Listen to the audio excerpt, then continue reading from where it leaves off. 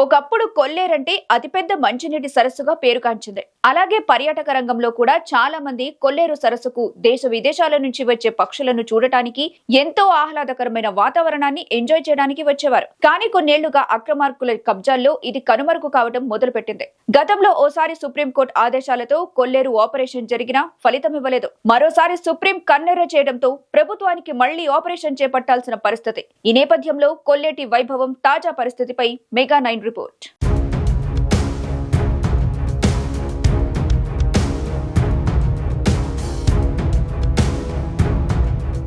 ఒకప్పుడు ప్రకృతి అందాలకు నెలవైన మంచినీటి సరస్సు కొల్లేరు గత కొన్ని దశాబ్దాలుగా ఆ వైభవాన్ని కోల్పోయింది. ముఖ్యంగా పొరుగు జిల్లాల నుంచి వచ్చే వాగుల నీటితో నిత్యం కళకళలాడుతూ దేశ విదేశీ పక్షుల్ని ఆకర్షించిన ఆ కొల్లేటి వైభవం కాస్త కనుమరుగైపోయింది. దీనికి ప్రధాన కారణం అక్రమార్కుల అత్యాశే. కొల్లేరు చుట్టూ భారీ ఎత్తున చేపల చెరువుల్ని నిర్మించుకొని వాగుల నీటిని ఇందులోకి వెళ్లనివ్వకుండా అడ్డుపడ్డ తీరు ఇప్పుడు దాన్ని మురికి కూపంగా మార్చేసింది. దశాబ్దాలు గడుస్తున్నా పరిస్థితిలో ఎలాంటి మార్పు లేదు. ఏలూరు పశ్చిమ గోదావరి జిల్లా వైపు చూస్తే కొల్లేరు సరస్సు పురాతన కాలంలో అది ఒక మంచినీటి చెరువుగాను, పర్యాటక స్థలంగాను, పర్యాటక సరస్సుగాను, అలాగే దేశ విదేశాల్లో దాదాపు 50,000 రకాలైన పక్షులు ఈ సరస్సు వరకు వచ్చేవారు. దాన్ని చూడడానికి అనేక మంది ప్రదర్శకులు యాత్రగా వచ్చి చూడడం జరిగేది.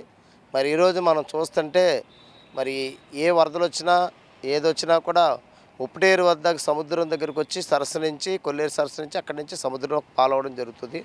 మరి ఈ రోజున ఎటు చూసినా ఏలూరు పట్టణం, ఏలూరు కానీ చుట్టుపక్కల కానీ అన్ని చోట్ల వ్యర్థాలన్నీ కూడా ఆ నీటి ద్వారా వచ్చి కొల్లేరు సరస్సులోని కలుషితం అయిపోయింది. ఈ రోజున పర్యావరణం మనం చూస్తే ఈ రోజున చాలా దారుణంగా కలుషితం అయిపోయింది.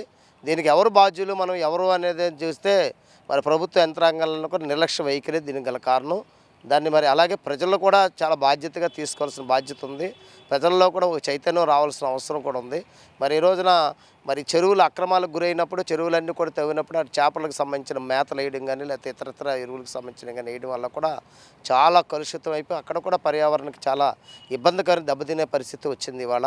మరి వాళ్ళు చూస్తున్నాం ఈ పర్యావరణం దెబ్బతినటం వల్ల అనేకమైన అనర్థాలకు దారితీసి మనం ఈ రోజున ప్రకృతికి వ్యతిరేకంగా ప్రకృతి ఇనాలకు నష్టపరిహారం, ప్రాణ నష్టం కానీ లేకపోతే ఇతర నష్టం కానీ అన్ని కూడా రకాలుగా వస్తుంది. ప్రకృతి సహజ సిద్ధంగా ఏర్పడిన మంచినీటి సరస్సు కొల్లేరును చేపల సాగు పేరుతో ఆక్రమిస్తూ పోయిన అక్రమార్కులు దీన్ని కాలుష్య కాసారంగా మార్చేశారు. పర్యావరణవేత్తల ఫిర్యాదులతో 1999 అక్టోబర్ 4న అప్పటి ప్రభుత్వం జీవో 120ని తీసుకొచ్చింది.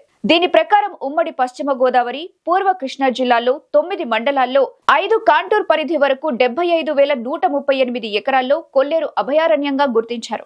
ఆక్రమణల పర్వం పెరిగిపోయి వరదలు వచ్చే వరకు పరిస్థితి వెళ్లిపోవడంతో 2006లో సుప్రీంకోర్టు ఆదేశాలతో కొల్లేరు ఆపరేషన్ చేపట్టారు. అయినా ఫలితం దక్కలేదు. అసలే కుండ మీద అంటే మళ్ళీ కుండ మీద కాలం చెల్లినట్టు ఈ ఎకో సెన్సిటివ్ దాని మీద కూడా మనం ఖచ్చితంగా ముఖ్యమంత్రి గారు ఉపవిక్తంతో మాట్లాడి రాబోయే రోజుల్లో సుప్రీంకోర్టులో ఉన్న దాన్ని మనం ఎలా చేయాలి.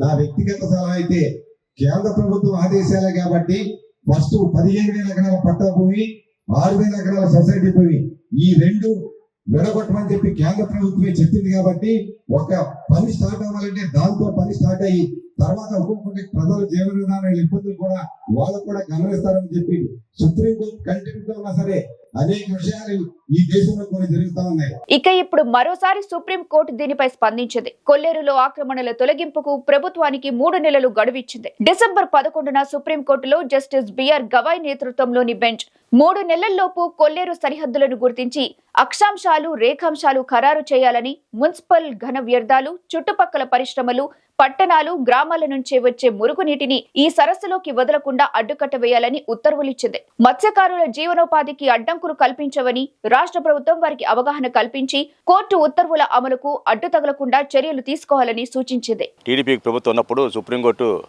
120 జీవో దిగొచ్చి 77,000 ఎకరాల కొల్లేరు సరస్సుని సహజ సరస్సుగా ఉంచాలని చెప్పేసి ఆ సరస్సుల ఆక్రమణను తొలగించాలని, గట్లు ఏదైతే పెద్ద పెద్ద గట్లు ఉన్నాయో గట్లు తొలగించి కొల్లేరు సరస్సుగా పరివర్తించాలని చెప్పేసి జీవో ఇవ్వడం జరిగింది. 120 జీవోని ఆ జీవోని ఆ ప్రభుత్వం అమలు చేయకపోతే 2004 అధికారం వచ్చిన రాజశేఖర రెడ్డి ప్రభుత్వం 2006లో అమలు చేసి సుమారు 40 నుంచి 45,000 ఎకరాల వరకు ఆక్రమణ చెరువులని గట్లు తొలగించడం జరిగింది.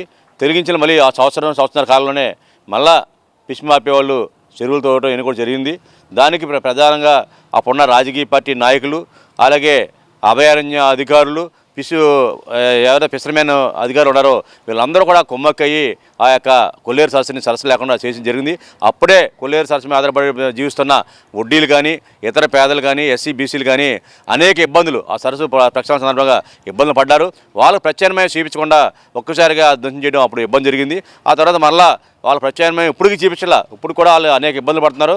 ఇప్పటికీ ఫిష్ మాఫియా వాళ్ళే కొల్లేరు మీద దందా చేస్తున్నారు. ఇప్పుడున్న ఏ పార్టీ రాజకీయ అధికారులు ఉన్న రాష్ట్రంలో ఆ పార్టీ వైపు అక్కడున్న కొల్లేరులో అందరూ కూడా అటు మలటం, ఆ విధంగా కొల్లేరుని దోషి తినడం తప్పించి అక్కడున్న పేదలకు సంబంధించి న్యాయం చేయట్లేదు. ఇప్పుడు మళ్ళీ సుప్రీంకోర్టు కొల్లేరు సరస్సును మళ్ళీ ఆక్రమణ గురైంది, దాన్ని మళ్ళీ ప్రక్షాళన చేయాలి, సరిహద్దులు నిర్ధారించాలని చెప్పేసి మళ్ళా ఆర్డర్స్ ఇవ్వడం జరిగింది. ఈసారైనా సుప్రీంకోర్టు ఆదేశాలను పాటించి ప్రభుత్వం ఆక్రమణలు తొలగించి కొల్లేరుకు సరిహద్దుల్ని నిర్ణయించి తిరిగి మంచినీటి సరస్సుగా మారుస్తుందా, లేక ప్రజాప్రతినిధుల ఒత్తిళ్లకు తలొగ్గి చూసి చూడనట్టుగా వదిలేస్తుందా అన్నది తేలాల్సి ఉంది. అయితే కొల్లేరు పరిధిని 3వ కాంటూరు వరకు కుదించాలని ఇక్కడి చేపల చెరువుల నిర్వాహకులు కోరుతున్నారు. కొల్లేరుపై అవగాహన లేని ఇతర ప్రాంతాల వ్యక్తులు సుప్రీంకోర్టులో పిటిషన్లు వేస్తున్నారని ఆరోపిస్తున్నారు. కొల్లేరు అభయారణ్యంతో పాటు ఇక్కడ ప్రజలు జీవనోపాధిని దృష్టిలో పెట్టుకోవాలని కోరుతున్నారు. మరి ప్రభుత్వం ఈ వ్యవహారంపై ఏం చేస్తుందో చూడాలి. ఇది 2 రకాలుగా చేయొచ్చు. ఒకటి కోర్టులో ప్రయత్నం చేయొచ్చు, ఇంకొకటి గవర్నమెంట్ సెంట్రల్ గవర్నమెంట్ తో కూడా మాట్లాడి ఈ సమస్యను తీర్చొచ్చు. ఆ రకంగా కూడా ప్రయత్నం చేస్తామని మీ అందరికీ మళ్ళీ తెలుపుతున్నాం.